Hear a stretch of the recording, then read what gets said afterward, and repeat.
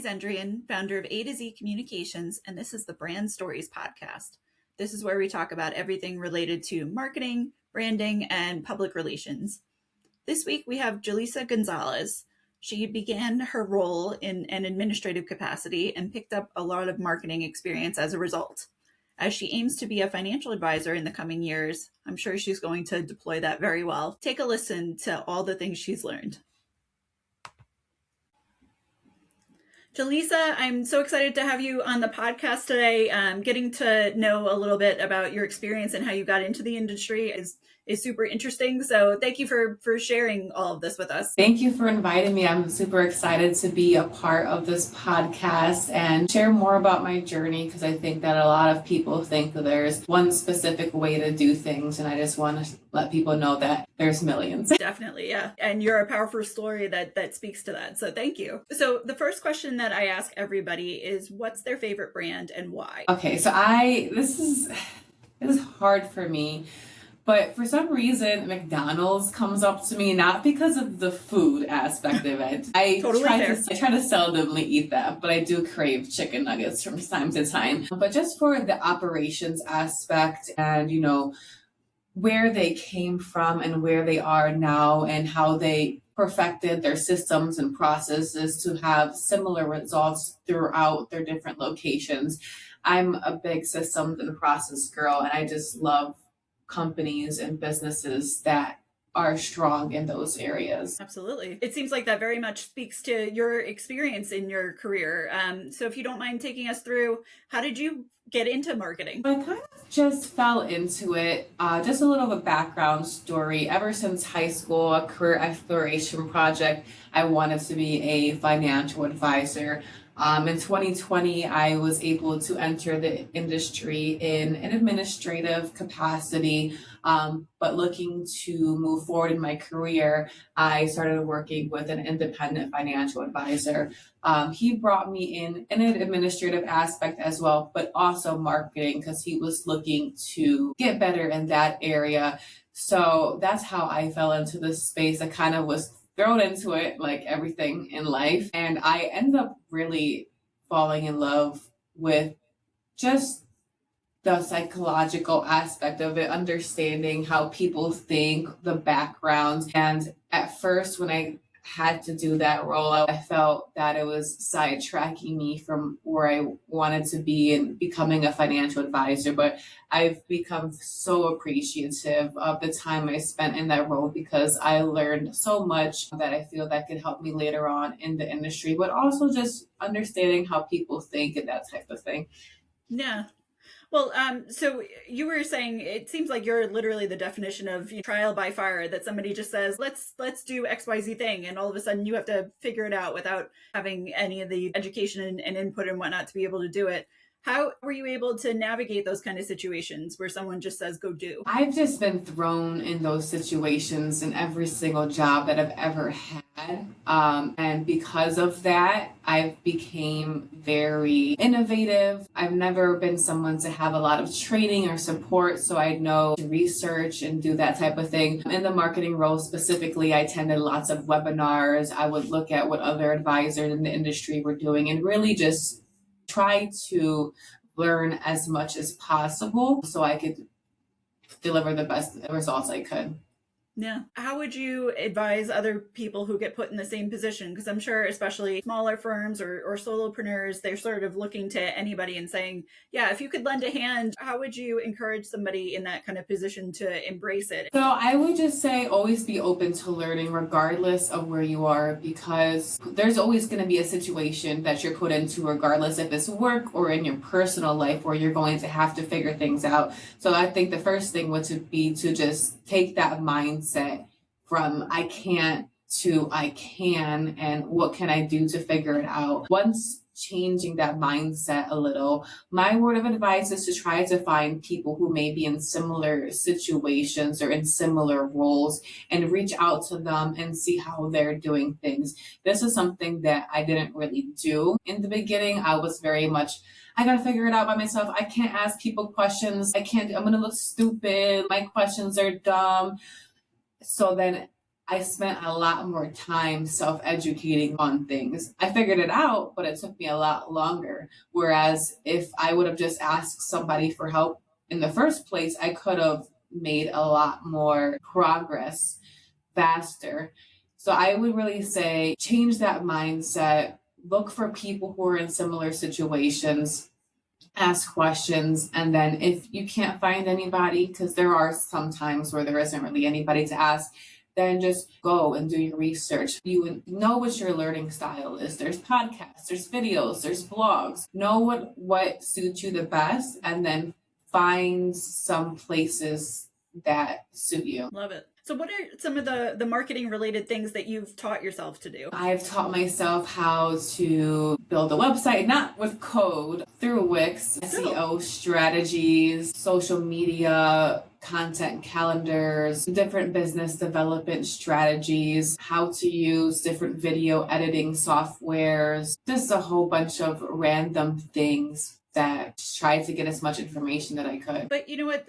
So especially as somebody who eventually wants to become a financial planner, and you're well on your way to that. So I'm super excited whenever that comes together. But I mean, those are the things that I feel like advisors are hoping for, that they would love to know how to create a video, because they know that unless I do videos, or unless I have a blog, or unless I do this, I'm not connecting with that next generation. Nobody's going to just magically find me. So the fact that you, without necessarily meaning to, got that experience on your own, I think is going to be incredibly powerful moving forward. Yeah, and I definitely had that mindset shift because I've seen so many advisors, like you said, struggling. They don't know how to schedule a social media post or create a video or create content that resonates with the audience, or even understand what the importance of being active online in this new day and age and having that presence. So I've become very appreciative of that, because as an advisor, especially if you're owning your own business and you have your own shot, you're wearing all these hats. So I feel that I kind of learned how to run the business before like getting the financial knowledge. So I'm very appreciative of all of that. So what would you say to advisors about how, and I don't want to simplify this because I think that you're brilliant and that it takes a lot of chutzpah and effort to be able to figure out all these things. But basically, if you could take the time and you could figure it out, arguably anybody else who also similarly wants to try could figure it out too. I would say my advice to advisors is to, whatever marketing that you do, make sure that it's genuine and it doesn't seem that AI is talking or it's some copy and paste generic stuff. Clients could tell, your colleagues could tell, we could all tell. So the first step is just knowing that social media marketing, the online presence, is really best used when there is some type of personal component to it. People really like learning about you. Do you have any hobbies? Do you have a family? Are you involved with anything? Focus on maybe those things more so than creating educational content about what's a Roth, what's a estate plan. Those are all important, but if you're really trying to build trust before even meeting somebody, the best way to do that is get a little bit personal online and share a little bit more about you. But I do still think that it's important to share educational stuff as well, just to show your expertise, but having a nice combination of both, I think, would be beneficial for a lot of advisors in the industry. You are so incredibly smart. The fact that you've got all this together, you're going to set the financial planning world on fire. So I'm very excited for whenever that comes to be. Have you thought of when you get to that place, how you want to market yourself? What are the pieces of yourself that you feel like you want to lean into when you become an advisor? So I've been planting the seeds for the past 10 years, honestly. Since I was starting the marketing space, I've seen how important it is for you to have that presence online. And I also know how long it takes to build trust with people. So I'm actively doing things online. I was actively doing things online. I went on a little bit of a hiatus last year. I had a lot of things going on in life, but I'm bringing that back together. So for me, strategies I've used in the past. Last year, I took a sabbatical and I met with about 70 different people in the industry. I'm an avid note taker, and there was always like a key takeaway, a key lesson, like from each of those conversations. So I took that key lesson and I would create like a social media, a LinkedIn post about it, what I learned about my journey. So my content can be a little bit personal and just talking about my mistakes and my wrongdoings. And it's just like honest and not things that people usually post about. So just sharing about things I've learned in my career, advice for others. I like creating content that adds value. I want somebody to read something that I created or watch something that I created and feel like, oh, wow, I learned something from this. I think a lot of people, they just throw something in ChatGPT and they just post something to post something. I'm about quality, not quantity. I'd rather have more quality posts than 100 crappy AI M-dash filled social media posts. I like to lead with value. And if you're constantly leading with value, you're building trust with people. People are like, wow, if she's giving this away for free, what can I get if I pay for her? I can't even imagine. And a lot of people are like, no, you don't want to give too much away for free, this, that, and the other. I'm like, okay, whatever. You continue with doing you. I'll do me, and we'll see who has better results. Good for you. Well, to that end, so you were saying you kind of give that raw view into yourself and aren't afraid to embrace whether it's misperceptions or mistakes or things like that. I think that would go really far with an audience, because if you can say, whatever the mistake is, I made this financial mistake, and I understand that you might be doing the same thing too. That kind of authenticity, it takes a strong person to be able to admit those kind of things and to create that kind of bond with someone and say, I'm here for you if you're in the same boat. Were there any kind of like emotional things that you had to overcome to put yourself out there so authentically? So naturally, I'm an introvert. When people used to talk to me when I was little, I would just like stare at them and not respond. So I've had to overcome a lot of things along the way. But early in this industry, I realized like, if you want to be a financial advisor, you're going to have to understand how to like talk to people and be comfortable and have uncomfortable conversations with people. It really was just a little bit of like me being delusional, like, it's okay, it'll be fine, whatever. People are going to judge you regardless. So you might as well just be honest. And also like through the conversations that I had during my sabbatical, so many people were so open to tell me about their mistakes and their wrongdoings and what they learned. And then them sharing that type of stuff with me left a feeling and impression like, oh, wow, like I'm not alone in this.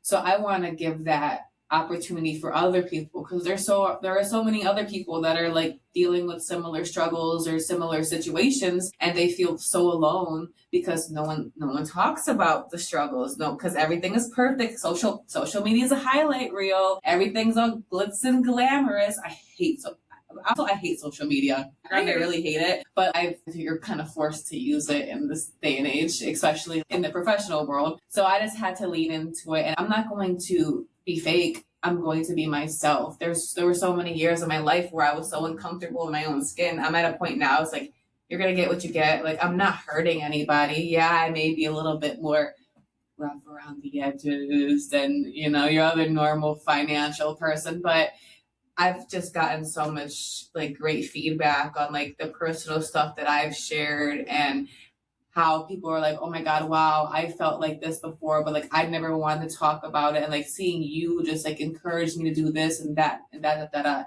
So that's like my why. Like I just want to help people. I just love, bringing out the best in people and showing people like the value that they have. I love all of that. And you're right. I can imagine, as somebody who has a financial advisor and has had another advisor before that, yes, you can have the person who sits behind the mahogany desk and everything seems perfect and they seem very well educated and whatnot. But if you've got that person who's trying to create that authentic relationship with you and seems like they really care about you and they understand the things that you have to go through, that's the relationship that you're going to have perhaps for the rest of your life. So versus, the one who's sitting behind the desk and kind of cold and whatnot. So you're spot on. You have figured out so much before you've even become a financial planner. I give you a lot of credit. Thank you. I appreciate it. It's just rolling with the punches and changing and reframing the negative to positives has really helped me so much along the way, because I thought I would be a full-fledged financial advisor at this age, and I would be ready to start my family, and my book of business would be established.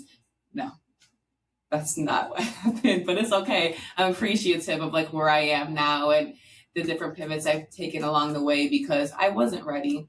I wasn't ready for the different things I thought I would be ready for. So I'm happy that everything went the way that it did. And you know what? As somebody who's built her own business and became an accidental business owner, not having those foundational pieces first and not, understanding the ins and outs of marketing and things like that, I think that you're setting yourself up for so much more success than, the average person who goes in and feels like, yeah, I know all the content, but, I don't know how to pay myself. Yeah, and I've noticed that a lot. I was started in the independent space, so I've been around so many financial business owners, and a common thing that I see is that there's a lot of great financial advisors that have their own business, but they're awful business owners. It's just it doesn't really work out.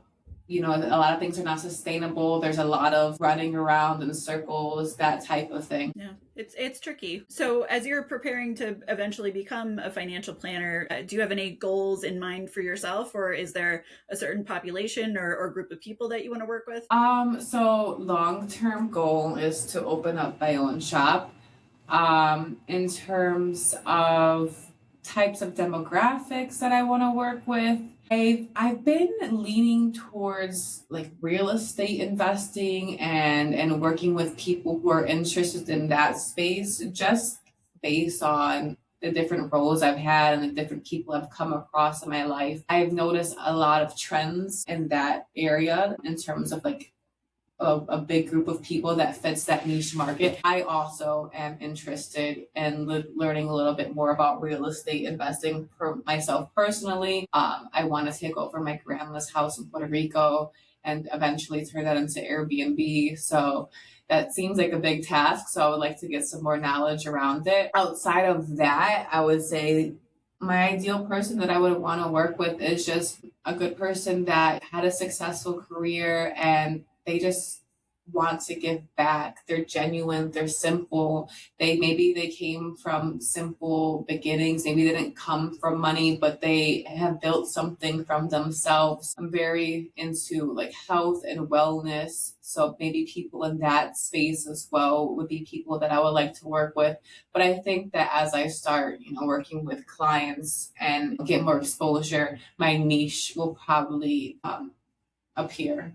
Yeah, absolutely. So if you had any last advice for financial advisors now about their marketing, whether it's, their social media or getting comfortable with videos or whatnot, anything else that you want to share with advisors who are a little reticent about doing it? I would say to do it before it's too late, because I think a lot of advisors have been in this industry for a long time and they're like, oh, well, I've been doing this for so long and it's working. So like, why would I change it?